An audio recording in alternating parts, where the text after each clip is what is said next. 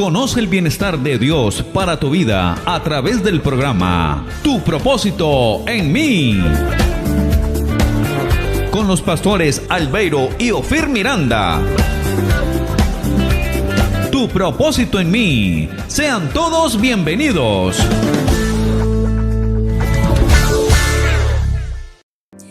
Teme a Jehová, hijo mío, y al rey.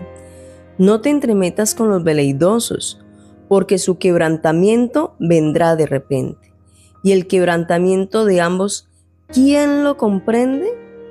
Esto lo encontramos en Proverbios capítulo 24, versículos 21 y 22.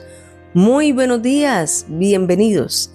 Damos gloria al Señor y te damos a ti la bienvenida a tu propósito en mí.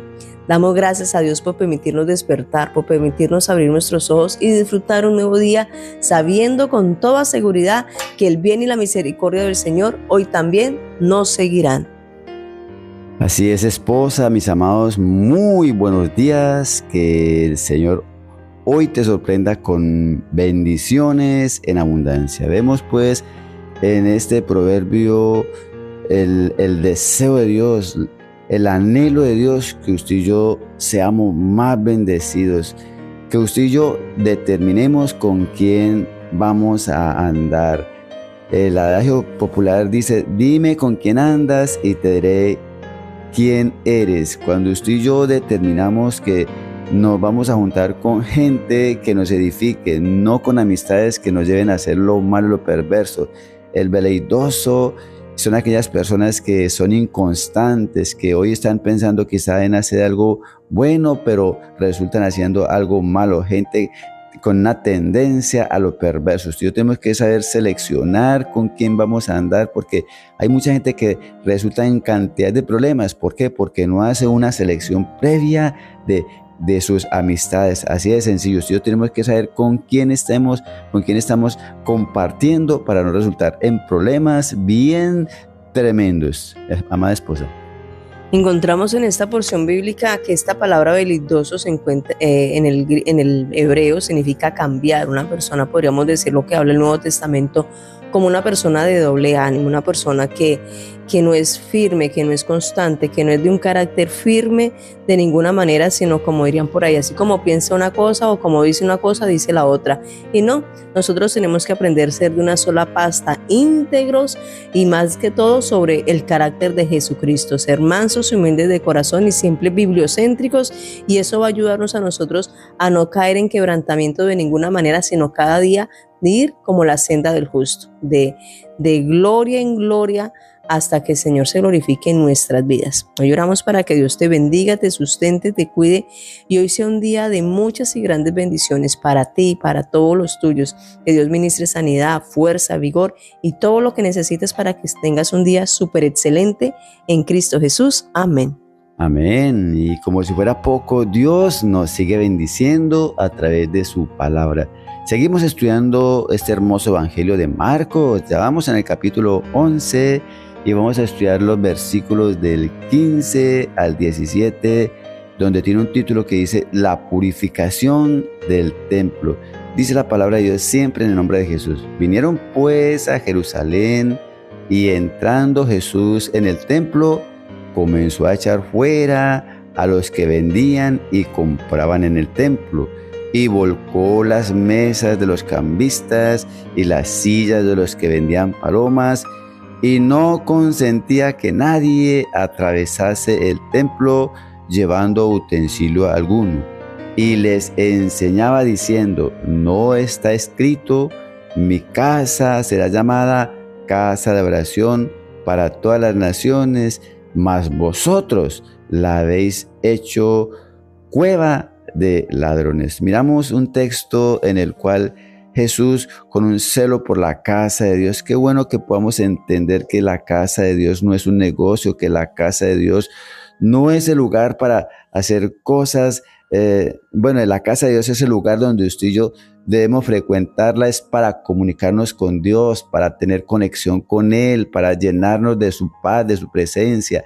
La casa de Dios es el lugar donde usted y yo vamos a tomar el combustible espiritual para enfrentar las situaciones difíciles. No es el momento no es el lugar donde usted y yo vamos a buscar hacer negocios. No hagamos de la casa de Dios un lugar para negocios. Es lo que el versículo nos está haciendo énfasis, que usted y yo podamos entender que la casa de Dios es el lugar donde nosotros tenemos que frecuentar. ¿Pero para qué? Para alimentarnos de la palabra de Dios. Así que estos versículos 15 al 17 narran la purificación del templo por Jesús, un acto profético de juicio contra la religiosidad superficial y la corrupción comercial en el lugar de adoración. Jesús denuncia que han convertido la casa de oración, diseñada para todas las naciones, en una cueva de ladrones. Eso lo dicen varias referencias bíblicas. ¿Qué es el contexto donde usted y yo estábamos hablando acerca de la higuera, que fue precisamente ayer? Este pasaje sigue la maldición de la higuera, donde estudiamos ayer Marcos 11, versículos del 12 al 14, simbolizando que al igual que el árbol, el templo tenía apariencia de vida, se veía con hojas, pero no un fruto real, indicando la esterilidad espiritual de la institución. Usted y yo no podemos hacer de la iglesia un lugar superficial, no, usted y yo tenemos que hacer de la iglesia un lugar donde produzcamos frutos espirituales, donde nos alimentemos de esa palabra que nos ha de edificar. Entonces los cambistas y vendedores en el atrio de los gentiles extorsionaban a los adoradores con precios injustos, impidiendo que los no judíos pudiesen orar, que los no judíos pudiesen hacer esa relación con Dios allí en la iglesia. Así que usted y yo más que nunca determinemos que la iglesia es ese lugar que Dios nos regala para congregarnos. La Biblia dice: mira cuán bueno y cuán delicioso es habitar los hermanos juntos y en armonía. Este pasaje desafía a examinar si la vida personal de adoración se ha vuelto rutinario o comercializada, perdiendo el enfoque en la intimidad con Dios. Encontramos pues en esta porción bíblica, en estos versículos, algo muy importante. Resaltemos en el versículo número 15, donde dice la Biblia que el Señor Jesús entra en el templo y comienza a echar fuera a los que vendían y compraban en el templo, y volcó las mesas de los cambistas y las sillas de los que vendían.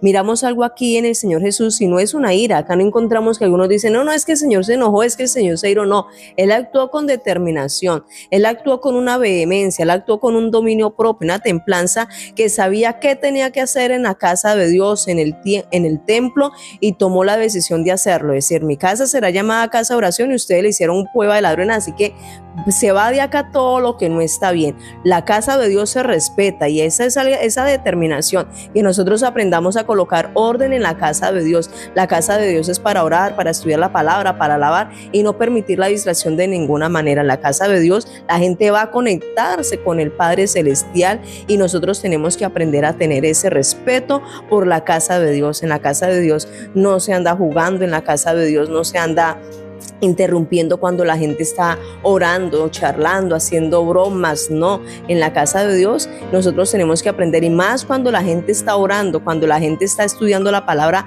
Hombre, si queremos hablar, hablemos fuera de la iglesia, pero dentro de la congregación tratemos de respetar lo que la gente va a hacer, es a orar, a estudiar la palabra, a ayunar, a buscar de la presencia de Dios, ese momento de tranquilidad donde sabemos que solamente estamos conectados nosotros con el Padre Celestial. Apagar el celular, colocarlo en silencio para que no haya distracción en ese momento tan bonito de la predicación, de la alabanza. Eso tenemos que hacerlo. Pero también encontramos algo muy importante, y dice la palabra del Señor. Al inicio quería resaltar algo, y es esa determinación de nosotros. Así como el Señor Jesús tomó una determinación, algo con vehemencia, de poder sacar del templo lo que a Dios no le agradaba, es una tipología también de nosotros, cómo nosotros actuar con esa determinación, con ese dominio propio, de saber qué hay dentro de nuestra vida que a Dios no le agrada, porque cada uno de nosotros tenemos un proceso muy diferente y una dificultad muy diferente en la cual estamos trabajando, y Dios está trabajando en nosotros. ¿Qué tenemos que hacer? No esperar que otro venga y haga las cosas por mí. No, yo tomo la determinación de sacar la ira, el enojo, la contienda, el odio, el rencor, los celos, la envidia, lo que a Dios no le agrada. Soy yo la que tengo que tomar la determinación de perdonar, soy yo la que tengo que tomar la determinación determinación de vivir, de ser esforzado y ser valiente. Dice la palabra que desde los días de Juan el Bautista el reino de los cielos sufre violencia, pero solamente los violentos lo arrebatan, y esos violentos son personas determinantes que toman las cosas a la fuerza, y eso tenemos que ser usted y yo, avanzar en Cristo Jesús siempre. Bueno, gloria a Dios. Entonces vamos a terminar esta pequeña reflexión orando y le decimos: Señor, gracias por esa interesantísima instrucción que hoy tú nos das. Señor, permite que podamos entender que la iglesia es ese lugar, el templo es ese lugar donde tú nos permites congregarnos, donde nos permite reunirnos para, Señor, para adorarte a ti, no para otras cosas, oh Dios del cielo, no para contiendas, no para negocios, no para chismes, no para otras cosas, sino para adorarte a ti, Señor. Gracias porque tu palabra dice: mira cuán bueno y cuán delicioso es habitar los hermanos juntos y en armonía. Señor, para estar juntos y en armonía tenemos que estar dispuestos a vivir solamente el diseño que tú creaste para nosotros a través de tu palabra. La iglesia es el lugar donde nos reunimos para adorarte a ti en el nombre de Jesús. Te damos muchas gracias. Amén. Así que, mis amados, hoy con esta reflexión deseamos que el Dios de los cielos te bendiga mucho más a ti y a tu familia en Cristo Jesús. Bendiciones y feliz día. Hasta aquí presentamos su programa Tu propósito en mí,